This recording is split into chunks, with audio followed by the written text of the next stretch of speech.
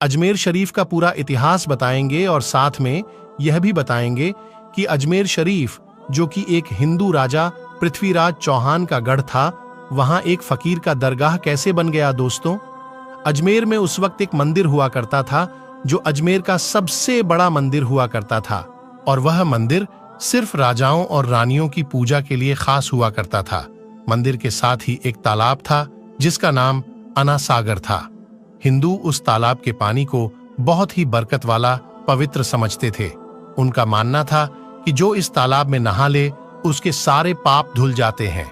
उस मंदिर में रात को इतने ज्यादा दिए जलाए जाते थे कि सिर्फ एक ही रात 3.5 मन तेल उन दियों में इस्तेमाल होता था। आसपास के गांव देहात मंदिर के नाम थे और इन देहातों की आमदनी मंदिर पर खर्च हुआ करती थी।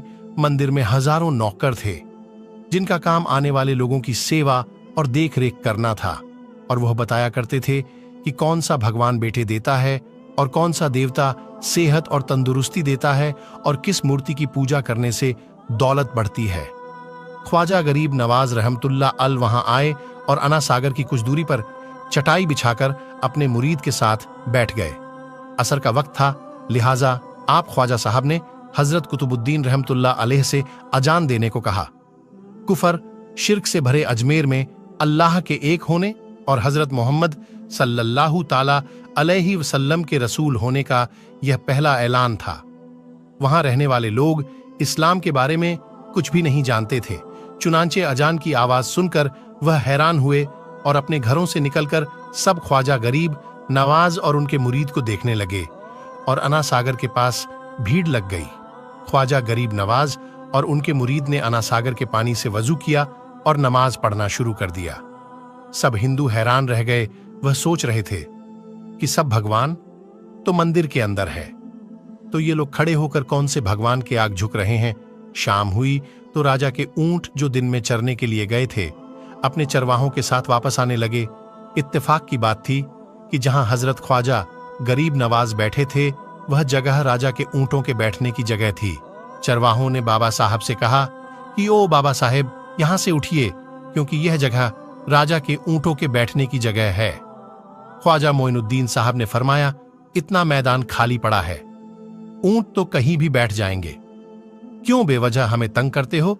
वह लोग नहीं माने और मुसल्ला उठाकर इधर उधर करने लगे और ख्वाजा साहब से बदतमीजी करने लगे, और उन लोगों ने आखिरकार बहुत बदतमीजी से कहा कि यह राजा के ऊंटों के बैठने की जगह है और इधर राजा के ऊंट ही बैठेंगे, तुम लोग कहीं और अपना मुसल्ला बिछा लो।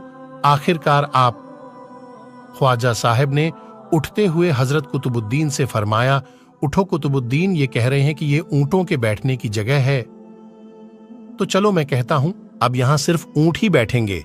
यह कहकर आप ख्वाजा साहब अपने साथियों समेत वहां से उठ गए, और अगली सुबह जब ऊंटों को चराने के लिए ले जाने का वक्त आया और चरवाहों ने ऊंटों को उठाना चाहा तो उन्हें पता चला कि ऊंट उठ ही नहीं पा रहे हैं। उन्होंने ऊंटों को मार मार कर जबरदस्ती उठाना चाहा, लेकिन वह बैठे ही रहे। चरवाहे परेशान हो गए कि जो ऊंट उनके एक इशारे पर उठ खड़े होते थे आज क्यों नहीं उठ रहे हैं। आखिरकार उन्हें याद आया कि कल उस बाबा ने कहा था कि चलो अब यहां ऊंट ही बैठे रहेंगे। लोग जमा होने शुरू हो गए। कोई कह रहा था कि फकीर कोई बड़ा जादूगर है, किसी का मानना था कि वह कोई भगवान का नया अवतार है। बात राजा पृथ्वीराज चौहान तक जा पहुंची कि एक मुसाफिर फकीर ने राजा के ऊंटों पर जादू कर दिया है।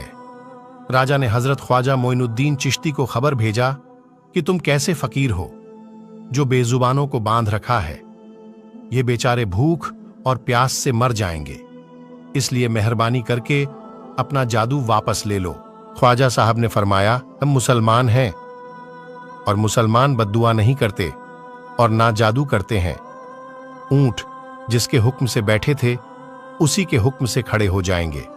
अब जो जाकर चरवाहों ने ऊंटों को उठाया तो पहली बार में खड़े हो गए। गैर मुस्लिमों की दिलचस्पी इन मुसाफिरों में बढ़ने लगी। अब 5 वक्त की अजान होती और नमाज अदा की जाती। आखिरकार राजा तक यह बात पहुंच गई और उसको शिकायत की गई कि राजा साहब जो फकीर आए हुए हैं सब के सब मुसलमान हैं।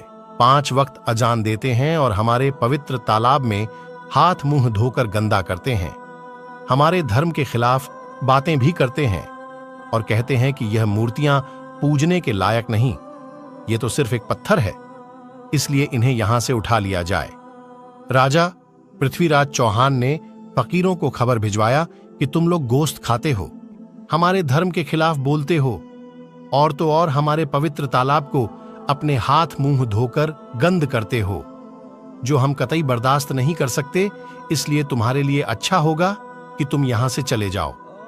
ख्वाजा साहब ने फरमाया, और भी तो दुनिया आती है, सिर्फ हमारे ही पानी लेने से आखिर क्या फर्क पड़ जाएगा। राजा कहने लगा, वह सब हमारे धर्म और हमारे मजहब के लोग हैं और तुम दूसरे धर्म के हो। आइंदा तुम लोगों ने तालाब को नापाक किया तो हम तुम लोगों पर सख्त कार्रवाई करेंगे। ख्वाजा साहब ने हजरत कुतुबुद्दीन रहमतुल्लाह अलैह से फरमाया, कुतुबुद्दीन, शायद यह लोग आइंदा हमारे पानी लेने पर कोई परेशानी खड़ी करेंगे, जाओ एक मश्क पानी ले आओ। हजरत ख्वाजा कुतुबुद्दीन बख्तियार काकी ने फरमाया, चलिए हम अपना प्याला भर लेते हैं। उन लोगों ने उनको प्याला भरने से मना कर दिया, लेकिन फिर बाद में जाकर वह लोग इस शर्त पर मान गए कि तुम्हारे जिस्म पानी से ना छुए तो हम यह प्याला तुमको भरने देंगे।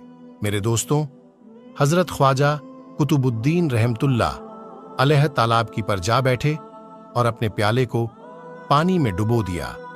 जब वह प्याला भर गया तो हजरत ख्वाजा कुतुबुद्दीन रहमतुल्लाह अलैह ने वह प्याला ऊपर खींच लिया। लेकिन फिर क्या था, जब वह प्याला पानी से बाहर आया, अना सागर का सारा पानी सूख गया और अना सागर की तह में सूखी रेत उड़ने लगी, मानो ऐसा मालूम हो रहा था कि अना सागर उस छोटे से प्याले में समा गया है। अना सागर को सूखना था कि पूरे अजमेर में कोहराम मच गया, मोहल्ले में चीख पुकार और आहों की आवाजें शुरू हो गईं। वह लोग रो रहे थे और कह रहे थे कि जो पाप हम अना सागर में नहाकर धोते थे और पापों से छुटकारा पा लिए करते थे, अब हम क्या करेंगे? अब हम पापों का बोझ कहां लिए फिरेंगे?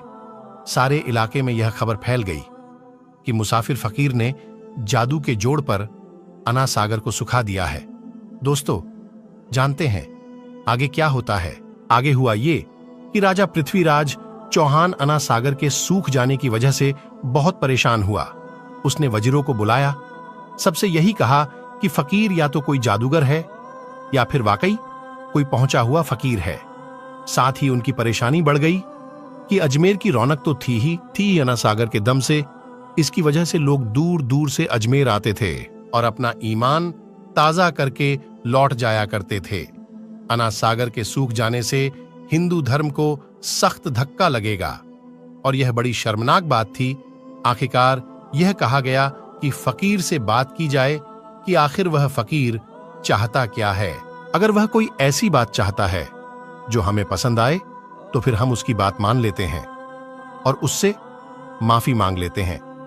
चुनांचे सब मर्द, औरतें और बच्चे जाकर फकीर की मन्नत करने लगे कि लोगों को इस परेशानी से छुटकारा दिला के मेहरबानी कीजिए, हम सबसे जो गलती हुई है उसे माफ कर दो।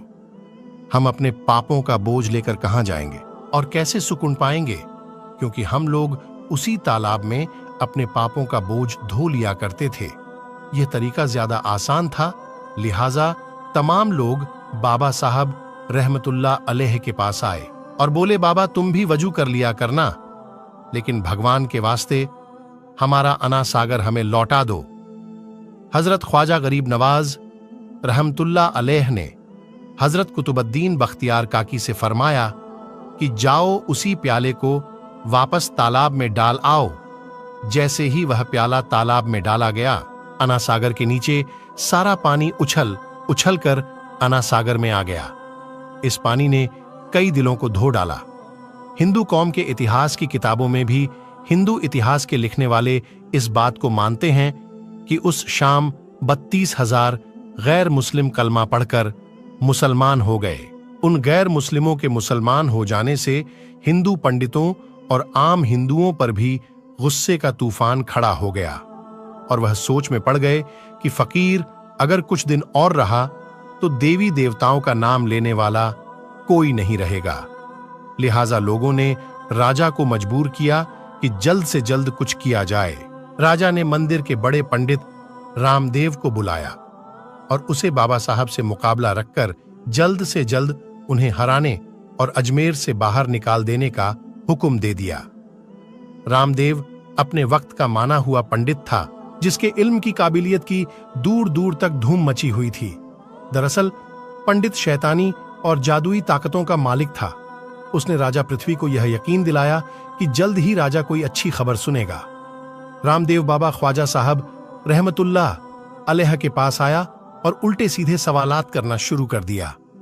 हजरत ख्वाजा गरीब नवाज ने फरमाया, खामोशी जरूरी है, इसलिए हजरत ख्वाजा रहमतुल्लाह अलैह खामोश रहे। जब रामदेव ने हद से बढ़कर शोर मचाना शुरू कर दिया तो हजरत ख्वाजा गरीब नवाज ने उसकी तरफ आंख उठाई और मुस्कुराकर फरमाया, रामदेव, तू शोर मचा रहा है और मैं तेरे माथे पर ईमान का नूर चमकता हुआ देख रहा हूं। बस इतना कहना था, न जाने क्या करिश्मा हुआ। देखते ही देखते बाबा रामदेव कदमों पर गिरा और रोते हुए बोला, बाबा साहब, जिस धर्म के आप हो उस धर्म में मुझे भी शामिल कर लो। सब लोग जो मुकाबला देखने आए थे सब हैरान हुए और बाबा रामदेव जो बाबा को हराने आया था खुद ही मुसलमान हो गया। इतिहास की किताबें भरी पड़ी हैं कि हजरत ख्वाजा गरीब नवाज वह इकलौते बुजुर्ग हैं जिन्होंने 90 लाख गैर मुस्लिमों को मुसलमान किया। सदियां बीत गईं, लेकिन आज भी ख्वाजा गरीब नवाज का डंका वैसे ही बज रहा है। सुभान अल्लाह। दोस्तों, वीडियो अच्छी लगी तो लाइक और सब्सक्राइब कर दीजिए और अपना बहुत ख्याल रखिएगा। अल्लाह हाफिज।